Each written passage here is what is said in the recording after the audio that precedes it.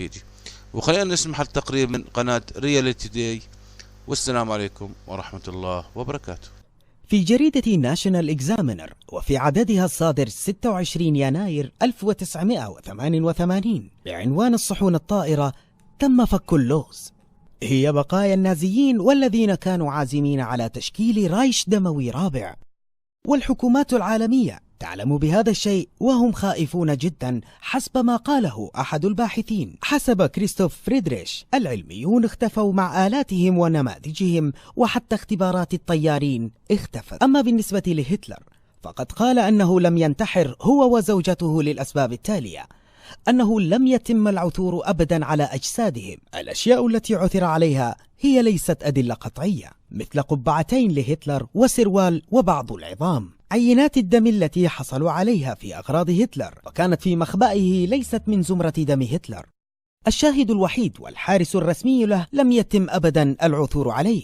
هناك تقارير وشهود تثبت أن عملية الانتحار هي مجرد تمثيلية وقد نجحت. ويقول هذا الباحث أن هتلر وزوجته ذهبا إلى النرويج وعلى متن طائرة خاصة، ثم بعدها استقلوا غواصة حملتهم إلى أمريكا الجنوبية. ويقول أيضا أن الغواصة تعرضت لها بحرية بريطانية لكن تم تحطيمها بسلاح متطور، وأن المخابرات الألمانية قامت بتمويل مشروعهم في أمريكا الجنوبية وأنتاركتيكا بواسطة دولارات وباوندات مزورة. ودائما حسب فريدريتش، وبعد أن تأكد هتلر من خسارته كان يبحث عن أراضي غير محتلة، ووجد بأن أنتاركتيكا هي المكان الوحيد وقتها والذي لا تملكه أي دولة. والأغرب هو أن السوفيت والأمريكان علموا بهذا ولمدة طويلة وأخفوا السر، لأنهم لم يجدوا الوسيلة والحل لتدمير قواعد النازيين خلف أنتاركتيكا. ويضيف فريدريتش أن هذه الفرقة التي اختبأت خلف أنتاركتيكا تنتظر الفرصة حين يسقط العالم في أزمة اقتصادية عالمية، هكذا يخرجون مجددا ويحتلوا القواعد العسكرية المهمة، وبعدها يغزون العالم للسيطرة عليه. فهل كل هذا فعلا صحيح؟ وهل هذه الوثائق حقيقية؟ الله أعلم. الشيء المؤكد هو أن مدخل هذا الممر محمي الآن بقواعد عسكرية للعديد من الدول، فهل هذا هو سبب منع أي أحد للذهاب إلى هناك؟ الله أعلم. وتلك الأيام نداولها بين الناس.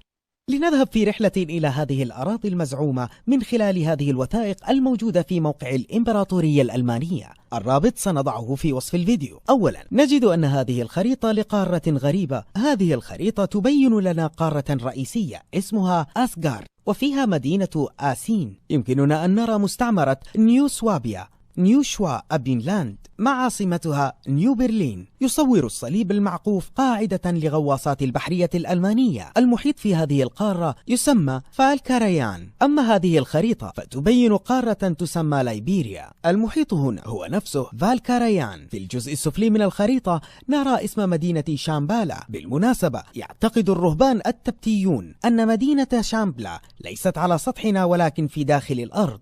فهل هي فعلا هذه الأراضي؟ وهل هي في جوف الأرض أم امتداد لأرضنا المسطحة؟ هذه رسالة من رجل ألماني من طاقم يو 209، كتبت في 20 إبريل سنة 1947 من الميلاد. يقول في الرسالة أنهم بقيادة هاينريش وصلوا إلى الأرض الداخلية أغارتا وأنهم لن يعودوا. أعزائي ورفقائي القدامى، هذه الرسالة ستكون مفاجأة لكم. لقد فعلها مركب يو 209 والأرض مجوفة، والدكتور هوشوفر وهيس كانا على حق. الطاقم كله بصحة جيدة، لكنهم لن يعودوا ونحن لسنا سجناء. وأنا على يقين من أن هذه الرسالة سوف تصلكم، وهو آخر اتصال مع يو 209، وسوف نجتمع مرة أخرى أيها الرفاق. أنا قلق على الناس الذين بقوا على السطح، خاصة بعد ذهاب الفوهر، يقصد هنا هتلر. ليحمي الله ألمانيا دائما. مع تحياتي القلبية، كارل وينجر. هذا تدقيق عن قرب للوثيقة التي تبين لنا الختم والنصائح حول كيفية التعامل معها، وتقول باللون الأحمر بعد تسليمها إلى قسم السرية: وفي حالة خطر هذه الوثيقة يجب إتلافها. بجانب النسر الإمبراطوري الألماني مكتوب مصادق عليها من طرف قيادة أسطول الغواصات يو من البحرية الإمبراطورية للرايش الألماني تحت التوقيع والتاريخ والمربع يقول: طبعت للبحرية العسكرية في طبعة من 1300 نسخة في مختبر خاص كازدا شاو في يناير عام 1944. القائد بورمان مستشار الفوهر والرايش القائد الأعلى للقوات المسلحة يقول هنا: أوصي وفي غضون ال6 أشهر المقبلة مع صلاحيات اللجنة بتجنيد وحدات SS من الجيش الألماني قوات جوية وبحرية للإمبراطورية، مع اختيار دقيق وسري للمتطوعين لتطوير الأراضي الجديدة للرايش الألماني في نيو سوابيا. وهذا يعني أن البحرية الإمبراطورية الألمانية بالفعل كان لها قواعد في الأراضي الداخلية في يناير عام 1944، وقد تم تأسيس برلين الجديدة بحلول ذلك الوقت. ومع ذلك في جزء آخر من هذه الوثيقة مذكور أنها ستحتاج إلى رجال ونساء جدد للاستقرار في الأراضي الداخلية للتوسع أكثر في هذه الأراضي الجديدة. هذا الجزء من خريطة الإمبراطورية الألمانية يعطي دليلا ب10 خطوات يشرح كيفية الوصول إلى العالم الداخلي لمدينة أغارتا بواسطة غواصة. هذا الجزء من الوثيقة يعطينا إحداثيات حقيقية على العالم والمكان الدقيق الذي يجب الغوص فيه للعثور على هذا الممر إلى الأرض الداخلية لمدينة أغارتا. ويذكر أيضا في هذه الوثيقة أن الباكج رقم 3 يجب أن يفتح فقط عند الوصول إلى أغارتا. هنا التعليمات الموجهة للغواصات وكيفية الوصول إلى الأرض الداخلية يجب اتباعها بدقة. الغوص من نقطة الغوص مع نصف محرك مائلة ب10 درجات لمسافة 188 عقدة. العمق المسموح به هو 500 متر. أثناء القيادة في الممر الضغط على بدن السفينة خلال المناورات هو غير ضروري. الخروج للسطح بزاوية 23 درجة مع ميلان ب22 درجة لمسافة 190 مترا صعودا بسرعة 5.75 عقدة. 3. مناورة صعبة. للصعود إلى السطح زاوية الميل هي 41 درجة إلى الأمام لمسافة 110 مترا صعودا وبسرعة 5.21 عقدة، وبعد ذلك ميلان ب8 درجات حتى تظهر على سطح الكهف المسافة 81 عقدة. 4. تقدم إلى الأمام على السطح مع وقوف مائل ب8 درجات المسافة 286 عقدة. 5 و6.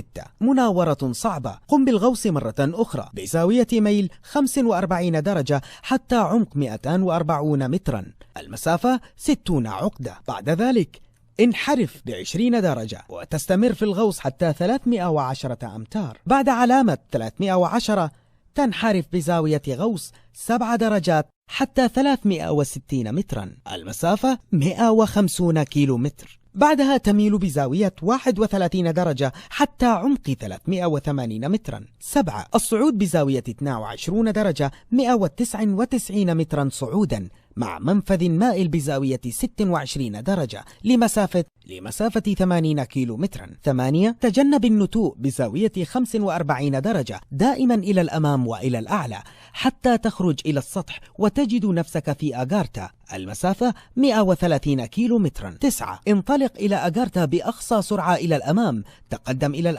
إلى الأمام حتى ينطفئ النور. الآن المغناطيسية تتغير وهنا يجب تجاهل تحركات إبرة البوصلة والعدادات الأخرى. يتم فتحه فقط عند وصولك لأغارتا. الغواصات يو الألمانية من نوع 11 و13 كانت متقدمة جدا تلك الأيام. كان الألمان من الرايخ الثالث أحرارا في عقولهم وأرواحهم، لم يكونوا بعقلية العبيد مثل المليارات من الناس في زمننا. عندما تصبح العقول حرة يصبح العمل الإبداعي هو القاعدة. هذا السبب في أن المواطنين الألمان من الرايخ الثالث تمكنوا من صنع وهندسة هذه الصحون مثل هونيبو الأول والثاني والثالث وفريل 1 و2 وأجهزة أندروميدا. فهل فعلا هذه الأراضي هي في جوف الأرض أم امتداد لأرضنا المسطحة، وأن الممر الوحيد للوصول إليها هو هذا الممر الذي عثر عليه الألمان تحت المحيط؟ حسب الممر يظهر جليا أن المسافة طويلة جدا للوصول إلى أغارتا، وحسب الممر فيبدو أن هذه الأراضي ليست بجوف الأرض كما يزعم أصحاب الأرض المجوفة، ولكن امتداد لأرضنا. قمنا بعمل هذا الرسم البياني لتوضيح الفكرة.